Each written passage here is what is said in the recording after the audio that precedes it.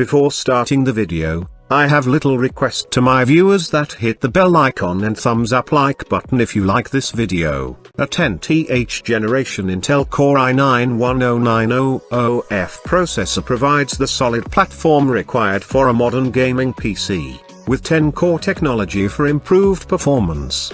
The RTX 3070 is a VR-ready graphics card with ray tracing, which allows you to play the most popular games at a minimum of 60 FPS in beautiful high definition. Also included is a 1TB NVMe.2 solid-state drive, meaning your new PC will boot to Windows in seconds, open programs faster and be more responsive than ever before. Really nice PC to use. Runs TAF, RD2 and Fallout extremely well. No quibbles or complaints. If you are new to using PCs like these, you need to make sure you are downloading the drivers for the components, otherwise your components are useless. Service-wise, 10/10.